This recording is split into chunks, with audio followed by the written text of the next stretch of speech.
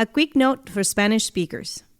Para acceder a esta historia en español, vaya al enlace en las notas de este episodio. Máximo's annual migration is never an easy one. The journey from Panama's indigenous territories to the mountainous coffee fields of Tarrazú, Costa Rica, involves long hours on foot and many, many buses. But at the height of the COVID-19 pandemic, the trek becomes an ordeal that defies belief. Even when you know the outcome, you find yourself wondering, will Máximo even make it? And will it be worth it if he does? Today, I'll be reading you The 48-Hour Journey, Part 2 of a 6-part series published by El Colectivo 506 in January 2021. If you missed Part 1, A Harvest Turned Upside Down, go back and check it out now.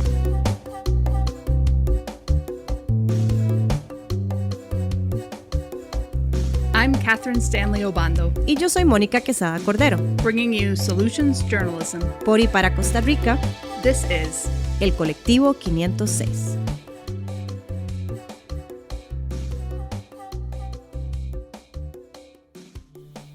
Máximo Palacios, 39, is a lean, quiet man with a slow smile. He doesn't often show great emotion, but he does betray some when he's asked about the home he leaves behind in Panama each year to pick coffee in Costa Rica. Muy bonito allí, he says. Very nice. He looks slightly wistful as he describes the wooden house where he lives with his family, high in the mountains of Boca del Toro province, Panama. 3 kinds of monkeys frolic in the trees back home, he tells us. There are tepezcuintle, chancho de monte, and wild turkeys. His family grows its own food like most people in Panama's sprawling indigenous comarca, where paid work is very hard to come by. They have no electricity, but paid $80 for a solar panel that provides enough energy for light and to recharge their phones. His mother lives a few hours' walk away, and his family will often spend the day walking through the forest to visit her. They had a much longer walk ahead of them on October 20th, 2020, when they rose at 5 a.m. and left their house behind, in the care of Máximo's only son, 17, to start their annual journey to Costa Rica. Máximo, his wife Elida, and their 4 daughters, Hilda, who is 20, and teenagers Ofelia, Yolinda, and Liliana, walked for 12 hours to reach a friend's house where they could sleep for a few hours. At 2 a.m. on the following day, October 21st, they rose again and walked 3 additional hours to a place, quote, where cars pass. There, they were able to catch a 6 o'clock bus to Bugava, the Panamanian town where they needed to begin their immigration paperwork and medical review in order to continue on to the Panamanian border.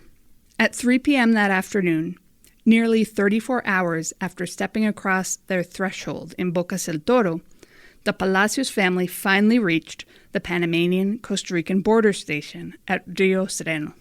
They stepped up the bus from Bugava into a light rain under the relieved gaze of Minor Jimenez, the farmer who had traveled from Los Santos to receive them. He expected a total of 25 workers, but to his surprise, he found that only 6, Máximo's family, had actually made the trip. Well under the number he'd hoped to bring back to Los Santos that day to start picking the red fruits from among the green. Well under the 40 he's calculated he needs to scrape by at the height of the season. Further still under the 60 coffee pickers he might have in a regular year. Just 6 today, tired from their long journey, still so far from the end of it.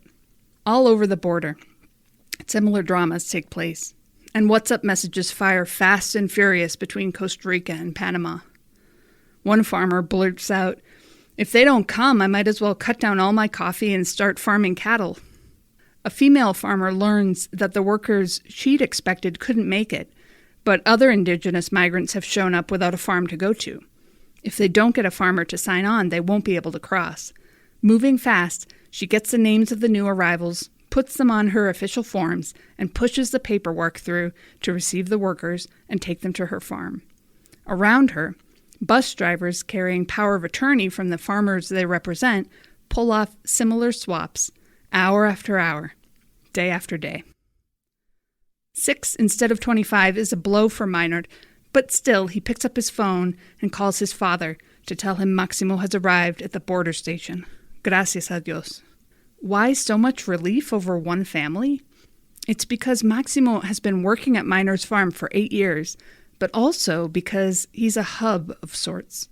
Once he arrives in Los Santos, he'll be the point of contact who will coordinate the arrival of 4 more family members, then another 15, then another 12, until Maynard's peak harvest payroll is complete. While 6 workers are nowhere near enough for even this early stage, Maynard knows that when Maximo steps off that bus at the border, his farm has moved one big step away from a lost harvest. However, the Palacios family isn't done yet. Their journey through that border station will take another 4 hours, and there will be more surprises beyond that. The waiting game. There is no wall or even a clear border demarcation here at what has been called the most peaceful border in the world, a descriptor earned when first Costa Rica and then, less notoriously, Panama abolished their armies. An assortment of single-story concrete government buildings make up each country's contribution to a border station that sits on the side of a softly curving hill, with stores, heavy on work clothes and basic food supplies, lining the road in the center that slopes down into the small town of San Marcos. At first glance, the border station is a confusing assortment of lines and waiting rooms and functionaries who come and go. When you learn where to look, however, all of these new alliances are on display. An immigration official working unpaid overtime to try to get people through before the border closes through the night so they don't have to sleep in the open. Bus drivers looking out for the workers they've been assigned to escort to their farms and guiding them as best they can through the process that will get them onto their bus. Workers from the nonprofit Hands for Health, who hand out coffee, juice boxes, and cookies to migrants who watch their next meal recede into the distance every time a new set of paperwork is placed before them. The food was sent to the border by the Municipal Emergency Commission after Jose Pablo Vindas, an immigration police officer, asked for supplies after noticing the hunger being experienced by workers who were waiting in line. Perhaps no one runs interference more visibly at this border than Daisy Jimenez, hired by the International Organization for Migration as a cultural advisor. A Nobe woman born and raised on the Costa Rican side of what was once a single territory. She is fluent in Spanish. Wearing the traditional dress of Nobe women, comfortable and loose in a single bright color adorned with geometric patterns, she translates the rules and instructions for non-Spanish speakers and generally tries to make the process more intelligible for those who are experiencing it for the first time. This year, that means everyone. Even seasoned migrants like Maximo are at a loss when confronted with this new sea of processes. He will later explain to us that he first came to Costa Rica at the age of 13 or 14 with his father. They often came over the border without documents, but he says things have gotten stricter. For years, he's come through this border station complying with all requirements, but this year is beyond anything he's ever seen. Once workers have received a small class in how to wash their hands properly, they file quietly, masked and wearing plastic face shields to boot, into a roofed space of just 15 by 12 meters where they will spend the next several hours. There, 4 different government entities will take down each migrant's information, separately. Name, contacts, background, health data, the name of the farmer who's working for that worker. For a multilingual population with varied literacy skills, cultural advisors such as Daisy help those who cannot write or understand Spanish, and those migrants sign their documents with a thumbprint. It is a long, laborious process. Asked why it wasn't possible for the entities to integrate their data and, say, take migrants' info just once and then replicate it in their systems, Immigration Subdirector Daguerre Hernandez explains that there simply wasn't time, especially since both immigration and the healthcare system face strict confidentiality and security requirements in handling their data. On the day that Maximo moved through this system, he spent nearly 4 hours between the Panamanian side and this space. The room is almost silent except for the murmuring of officials. The migrants wait patiently, even the children, even when they must be hungry, like Edgar, 10. He's been traveling for 3 days and 2 nights. His dad, Fidel, his mother, Valeria, and his sister, Candida, will all pick coffee at Don Nelson Mejia's farm near the border. On each night of their journey, the Sanchez Nieto family has slept in the street. Last night, they had to sleep here in Rio Sereno because they couldn't get their immigration paperwork done before the offices closed for the day. None of them complains, sighs, or even seems to fidget much. A mother from another family reacts with similar stoicism when her baby soils herself. With nowhere else visible where she can take care of the problem, she washes her off in the hand-washing station, then continues waiting quietly. There's actually more noise in this room on a later day, when the border is closed because of the lingering effects of Hurricane Eta on the region. Panamanian authorities are eager to discourage their citizens from attempting to migrate, given the dangers posed by swollen rivers and other threats. On that day, Daisy's dress is bright pink with green adornments. We find her speaking in rapid Nabere to a group of migrants who are clearly frustrated and whose presence here on the Costa Rican side shows the porous nature of this border, as well as the need migrants feel to comply with entry requirements so they can work legally. While they initially express reticence about the idea of being interviewed, they are ushered inside the space that is normally filled with waiting migrants and sit down on the empty benches, heads bowed, accepting foil packets of cookies. They are offered by Daisy and by Yandayin Sanchez, a project coordinator for Hands for Health. When one man, clearly the spokesman, wearing a black hat with a bucking bronco and the word cowboy, is asked for his name, he explodes instead with a torrent of speech. He says that his group of 17 relatives has been waiting here at the border for 10 days after a horrific journey from their home in the Comarca. During the trip, 2 of his children died when they were washed away by a river swollen by the rains from Hurricane Eta, precisely the kind of disaster Panamanian authorities had been warning about. He relates this news matter-of-factly, but his anger is on full display.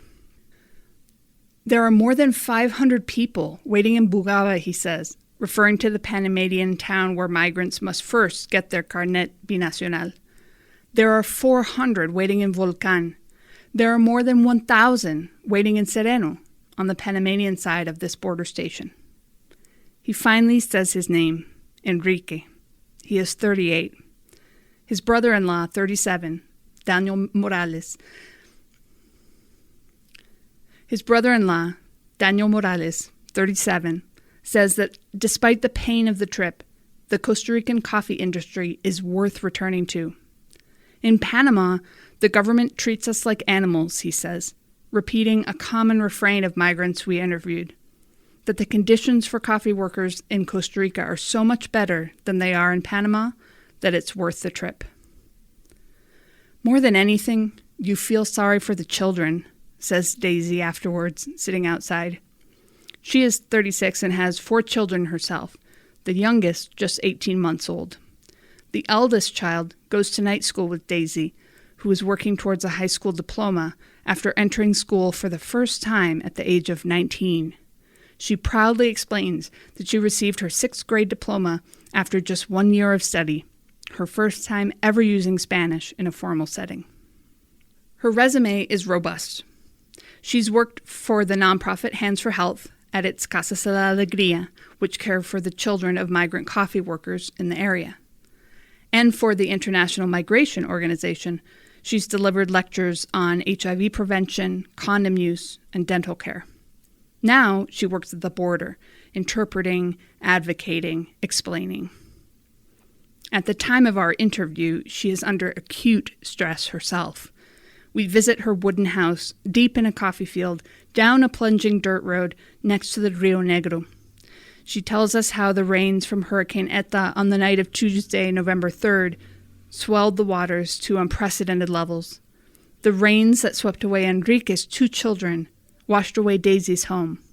As we speak, on November 16th, Costa is bracing itself for rains from another storm, Hurricane Iota. I live with one eye closed and one eye open, she says. To the north. Coffee fields rise from the banks of that river that keeps Daisy awake at night, the Rio Negro. From there, they spread throughout Costa Rica. All these fields depend heavily on Panamanian labor, but wend your way to the north and the percentage of Nicaraguan coffee pickers will tick up steadily. So while farmers such as Minor Jimenez have had their gaze firmly on the southern border, even more coffee farmers throughout the country have been looking with rising panic at the northern border with Nicaragua. Costa Rica is, ecologically speaking, a country of drastic differences and diverse ecosystems, and the contrast between its southern and northern borders fits right in. Unlike the most peaceful border on the planet between Costa Rica and Panama, the Costa Rica-Nicaragua border is highly contentious. While Nove Bugle migrants are, according to many farmers and industry experts interviewed for this series, often seen as a colorful but quiet part of the backdrop, Nicaraguan immigration is a topic of significant controversy in Costa Rica. COVID-19 did not improve things. Nicaraguan President Daniel Ortega hid away from public view for months as his administration encouraged public gatherings and even anti-COVID marches. A rash of COVID-19 cases among Nicaraguan migrants in fruit packing plants across the north raised fears among Costa Ricans about Nicaraguan transmission. So, the procedures for coffee migration from Nicaragua look very different than they do down south. One big difference is the legal status of the migrants themselves. The Nove Bugle maintain a special classification as cross-border citizens, a retroactive recognition of the fact that their traditional territory was arbitrarily split in two by Costa Rica and Panama when the border was created. As such, they are exempt from most migratory paperwork costs. Nicaraguans, however, pay up to $123 for the process, and 20% of each group is subjected to COVID-19 tests as well. Nove Bugle migrants are tested only if they present a fever during their medical checkup. That might be 10% of what they're going to earn in Costa Rica, says Dagar Hernandez of Immigration. This leads to the other big difference at the northern border, the role played by farmers who cover those migratory costs, and in particular, Copitarrasu, the country's largest coffee cooperative. Copitarrasu field manager Felix Monge explains that the entire cooperative, and particularly the entity he coordinates, has been turned upside down by the 2020 harvest. The cooperative produces a whopping 16% of Costa Rica's total harvest, thanks to a workforce that in 2019 was made up of 52% Nicaraguan coffee pickers, 32% Panamanians, and 16% Costa Ricans. In August, Copitarrasu leadership realized that, quote, if we don't get involved all the way, our producers will end up without their workforce. Felix says that while conversations with Panama were already advanced by then, especially since coffee to the south ripens earlier than in Los Santos and points north, it was Copitarrasu that led negotiations to open the northern border and create the protocol that was eventually approved by the Costa Rican government. Nicaraguans board a bus in the southern Nicaraguan town of Rivas, and after their border process, ride that same bus all the way to Tarrasu, where farmers pick them up at the cooperative and take them directly to their dormitories. Copitarrasu pays for most of this process to lighten the load on its farmers. It's a controlled process, very structured, says Felix. I hope that the model this year will be the model for many years to come. We witnessed the last leg of this wearying process late one December night in San Marcos de Tarrasu. A group of coffee farmers waits quietly outside the cooperative. Finally, we see a Ticabús holding 40 workers rumble down the hill above us and down into the dirt parking lot. The migrants file off the bus and pick up luggage from the compartment underneath, bags that suggest the range of backgrounds within this group. An immaculate hard-shell suitcase that looks brand new, a massive bag that once held rice made of woven plastic strips that is stuffed with clothes, a pink backpack belonging to a woman who squats with a towel over her head, looking exhausted. Ricardo Zúñiga of Costa bustles around the lot, looking and sounding exactly like the harried director of a summer camp. "Welcome to Costa Rica," he says as the migrants begin to get off the bus. "Make sure you pick up your own suitcase, because you're going to very different places. Doña Mireya, who's going to Doña Mireya's? Come over this way, please." We've been asked not to conduct full interviews with the tired workers, but are able to ascertain that, like the Nové Buglé migrants at the southern border, many of these people have been traveling far longer than the 12 hours or so from Rivas. One says he left his home at 10:30 p.m. the night before. "I care a lot about these Nicaraguans," Ricardo says later, after everyone has been successfully dispatched. "The least we can do is thank them. Costa Rica without Nicaraguans is an agricultural economy that's dead in the water. El Tico, the Costa Rican, doesn't want to work. He wants to be in an office, inside, out of the sun."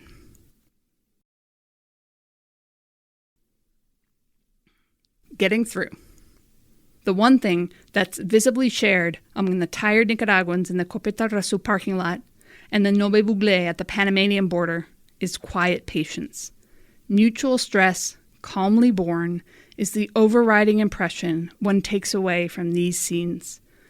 From Costa Rica's coffee industry in general in 2020, in fact.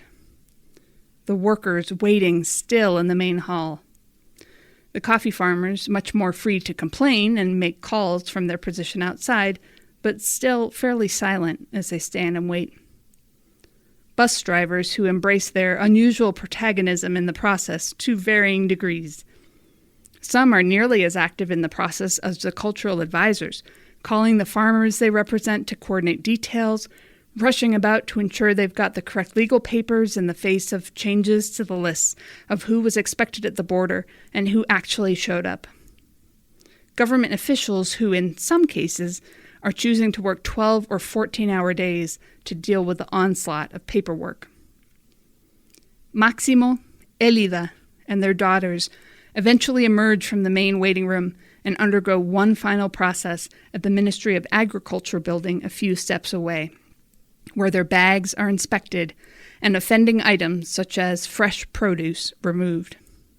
Finally, they step outside and board a waiting bus that, according to Health Ministry protocols, must take them straight to the farm in Tarrazú, a journey of more than 5 hours, without stopping, even to use a restroom.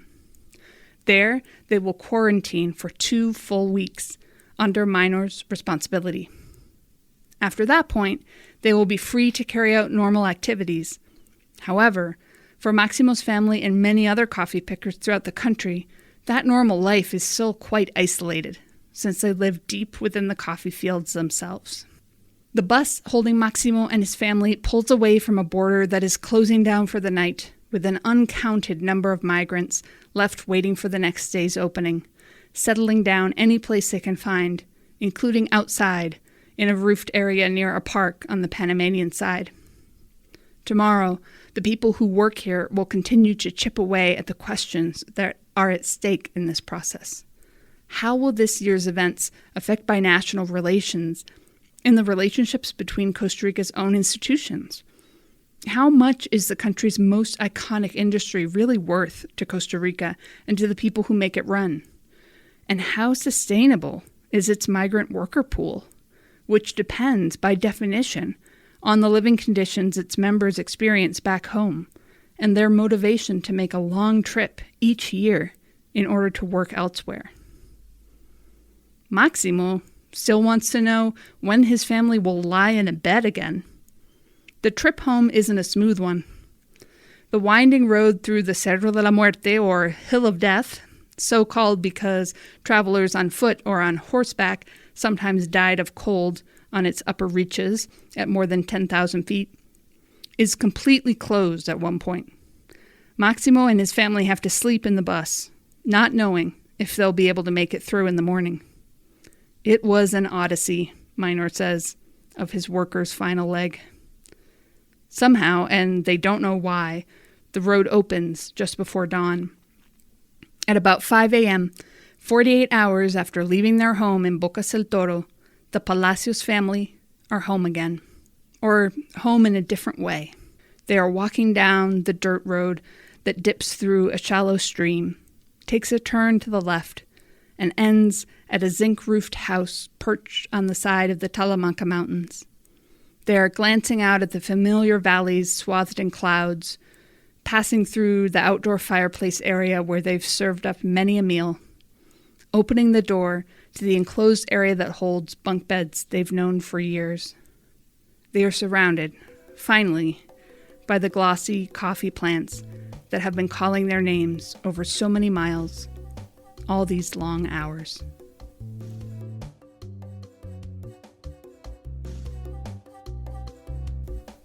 This was part 2 of our 6-part series on the extraordinary story of how coffee farmers, migrant workers, and cross-border cooperation saved Costa Rica's coffee industry during the COVID-19 pandemic.